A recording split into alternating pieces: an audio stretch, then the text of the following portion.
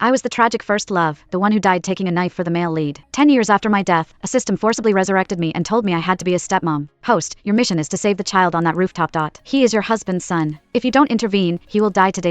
I didn't want to watch someone die, but I've been spoiled and headstrong my whole life. So, I strode over in my stilettos and gave him a light nudge with my foot. You're just as pathetic as your father. What's with all this melodrama? Where is your dad, anyway? Get him on the phone. Tell him to come pick me up. The kid just stared at me, then looked around as if I were a ghost that had materialized in broad daylight. In the end, he didn't ask anything, just lowered his head again. I couldn't stand his defeated posture. I ran a hand through my hair in frustration and snatched his phone. You know your dad's number? The call log and notifications were completely empty. Not even a single spam text. He fumbled for a moment before slowly typing in a number. The phone barely rang once before the call was disconnected, leaving a series of hollow beeps. I frowned. The nerve of that Patrick Shaw. He's really gotten bold, ignoring calls now. The kid, however, showed no reaction. He just stood beside me in silence, a perfect little statue. After 8 consecutive calls, someone finally answered. A woman's voice. This is Patrick Shaw's office. He's busy. And then she hung up, not even giving me a chance to curse her out. I was so angry I wanted to smash the phone, but the kid tugged on my sleeve. I forced myself to calm down. It's fine, sweetie. I'll take you to find Patrick and we'll settle this. The kid just kept holding my sleeve, looking dazed. After a long pause, he managed to choke out a few words. Don't want to be a bother. Those words completely deflated my anger. I sighed in resignation. Then let's go back. Once we were in the car, I studied him for a while. Your name is Sam? MHM. I asked the system again. Is he really Patrick Shaw's son? According to the rules of your human world, yes.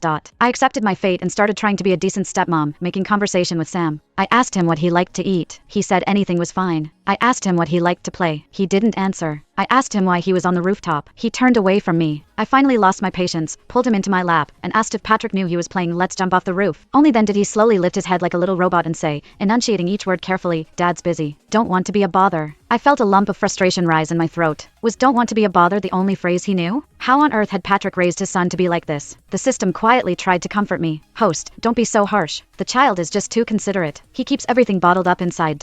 Of course, I knew that. He was just a little boy. This was clearly the fault of the adults in his life. The car pulled up to a familiar house. A crucial question suddenly occurred to me. System, where's his mother? There isn't one.